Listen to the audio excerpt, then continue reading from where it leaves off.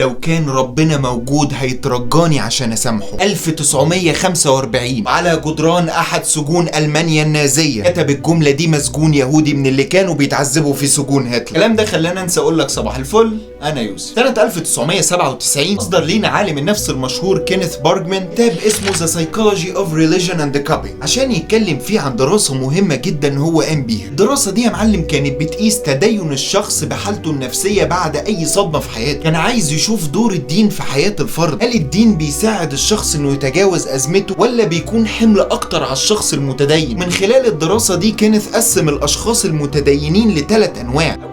هو الشخص المتعاون. الشخص ده لما بيمر بأي أزمة بيكون عارف كويس قوي إن ربنا عليه جزء من حل هذه الأزمة وهو عليه الجزء الباقي. بمعنى أصح هو عارف إن الإله شريك في حل مشكلات وأزمات حياته. تاني نوع هو الشخص المؤجل. الشخص ده لما بيمر بأي أزمة تلاقيه بيأجل دوره للنهاية، بيكون معتمد على دور الإله من بداية الأزمة لآخرها. هو بيكون مجرد مشاهد لتدابير ربنا في حياته. أما النوع الثالث هو الشخص المعتمد على ذاته. الشخص ده لما بيمر بأي أزمة بيتغاضى تماما عن دور الإله فيه. هو بالنسبة ليه الإله موجود بس ملوش دعوة بيه، يبقى عنده يقين تام إن الإله مش هيتدخل عشان يساعده في مشكلته. وعلى فكرة هو مش ملحد ولا منكر لوجود الذات الإلهية، لكن بكل بساطة هو معتقد إن هو الوحيد اللي هيقدر يخرج نفسه من مشكلته. محدش يقدر يعمل كده حتى الإله نفسه. المهم كينيث وفريق الدراسة بتاعه وصلوا لحاجة مهمة جدا. كل لما ثقة الإنسان زادت في تدخل الإله لحل مشاكل حياته كل لما استمتع الإنسان ده براحة وسلام داخلي أكتر. ومن هنا عالم النفس ده اكتشف ان الشخص المتعاون والشخص المؤجل اللي هم اول نوعين قلنا عليهم مش بيمروا بنفس حالات اليأس والاكتئاب اللي بيمر بيها الشخص المعتمد على ذاته. واكتشف ان فكرة التسليم لامكانية الاله لحل المشاكل حاجة بتريح الانسان نفسيا جدا. حاليا في القرن ال21 من غير سجون تعذيب نازية خالص ساعات كتير بنتعامل مع الاله ان هو السبب الرئيسي لمشكلاتنا وازماتنا في الحياة. مرة حصلت لك مصيبة في حياتك وقعدت تقول بتعمل فيا كده ليه يا رب؟ في اغلب الاوقات بنوصل لحالات بتبقى اشد واصعب من حالة السجين اليهودي اللي كان بيقول للاله هتترجاني عشان اسامحك. حالة غضب مخلوطة بيأس، حالة شفقة على النفس المتعلقة بالخالق، حالة الحزن من الاله بالرغم من انك مؤمن بوجوده. في النهاية اللي انا عايز اقوله لك ان الانسان مخلوق ضعيف نفسيا، اتولد صغير ومر بمراحل نمو قاسية جدا، بيتفاعل مع الظلم والخداع الموجودين في المجتمع على مدار حياته. كل الحاجات دي كانت كفيلة انها تكسر وتهد فيه كل لما يكبر او يمر بصدمة نفسية. وعشان كده وجود اله ضروري لحالة نفسية افضل، وجود اب في مكان مهتم بيك وبيسهر على راحتك، وجود صديق ليك بيسمع شكوتك وبيتفاعل مع وجعك. كل الحاجات دي بتساعد الانسان انه يستمر ويكمل حياته في امل وسعادة. ببساطة خالص مش كفاية انك تؤمن بوجود اله عشان توصل للسلام النفسي اللي انت عايزه، لا المطلوب انك تصدق اكتر ان هو ليه دور حقيقي في حل مشاكلك وازماتك، وتصدق انك مش هتقدر تتخطى الصدمة دي لوحدك. تصدق ان الهك مش بعيد عنك، الا انت نفسيا مش هتعرف تعيش. لان الاصعب من انك تلحد بوجود الاله انك تصدق في وجود بس برضه تصدق بقلة اهتمامه بيك. خلينا نقول صباح الفل